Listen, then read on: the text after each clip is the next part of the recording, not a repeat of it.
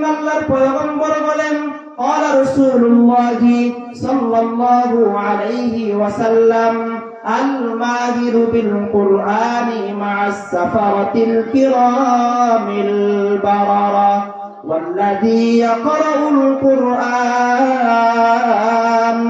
ويتتعتع فيه وهو عليه شاق له أجران أو كما قال النبي عليه الصلاة والسلام আল্লাহর পয়গম্বর মুহাম্মদ আরবি সাল্লাল্লাহু আলাইহি ওয়াসাল্লাম বিশ্ববাসী উম্মতদেরকে জানায়া দেয়, উম্মত তোমাদের মধ্যে যারা মাহির কুরআন হবে, কুরআন ওয়ালা হবে, এক কথায় যারা কুরআনে শিক্ষায় শিক্ষিত হবে, হাফেজ কুরআন হবে, আলেম হবে, তাদের দাম কেমন ভাবে বেড়ে যায় জানো?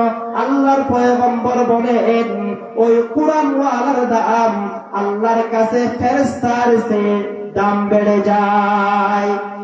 বিভিন্ন মুহাদ্দিসিনে কেরাম বলেন মানুষের দাম তো ফেরেশতার চেয়ে বেশি, যেমনি ভাবে আল্লাহ পাক রব্বুল আলামিন বলেন ওয়ালাকাদ কাররামনা বানি আদম ওয়া হামালনাহুম ফিল বাররি ওয়াল বাহরি ওয়া রাযাকনাহুম মিনাত তাইয়্যিবাত ওয়া ফাদ্দালনাহুম আলা কাসীরিম মিম্মান খালাকনা তাফদীলা।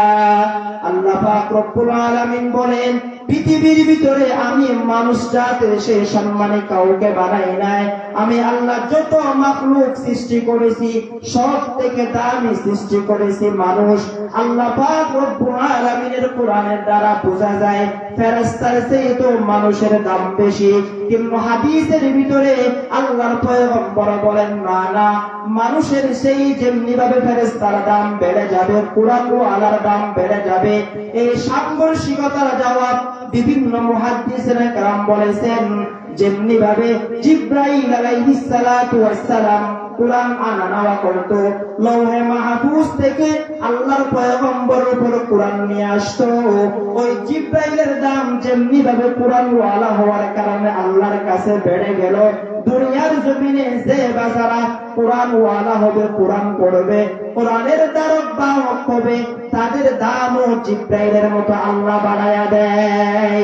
এই হাদিসের শেষাংশে গিয়ে আল্লাহর পয়গম্বর বলেন ও আমার উম্মতেরা, অনেক মানুষ দেখবেন কোরআনে কারীম তেলাওয়াত করতে জানে না, একবার তেলাওয়াত করে আবার পড়তে পারে না, আবার তেলাওয়াত করে পড়তে পারে না।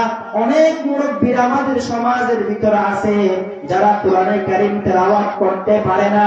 বিশেষ করে রমজান মাস যখন আমাদের সমাজের ভিতরে আসে, আমাদের সমাজের ভিতরে রমজান মাসে দেখা যায় বিভিন্ন মুরব্বিরা কোরআনে কারীম নিয়ে যোহরের নামাজের পরে তেলাওয়াত করে, কিন্তু পূর্ণাঙ্গ তেলাওয়াত করতে পারে না।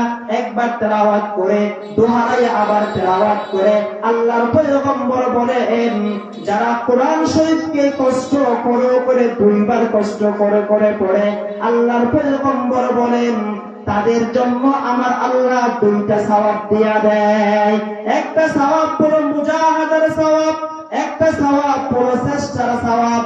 সেই তো পরিপূর্ণ কোরআন তেলাওয়াত করতে পারে না, কষ্ট করে পড়ার কারণে একটা সওয়াব তার আমলনামায় দেয়, আর একটা সওয়াব হলো সে কোরআনে কারীম তেলাওয়াত করার সওয়াব। এজন্য প্রিয় উপস্থিতি, সে কোরআনে কারীম হলো এক মহাগ্রন্থ কিতাব, এমন দামি কিতাব। আল্লাহ পাক রব্বুল আলামিন বলেন সেই কোরআনে কারীমের সমস্ত বিধিবিধান, সেই কোরআনে কারীমকে যদি আমাদের সমাজের ভিতরে আনতে পারতাম, আমাদের ঘরের মধ্যে যদি সেই কোরআনে কারীমকে আমরা আপন বানাইতে পারতাম, পৃথিবীর সকল মানুষকে আমার আল্লাহ দামি বানায় দিত। কিন্তু বড় আফসোসের বিষয় হলো শুধুমাত্র আমরা পড়ি না, বিষয়টি এমন নয়। আমাদের সমাজের ভিতরে আজ ছেলে সন্তানগুলো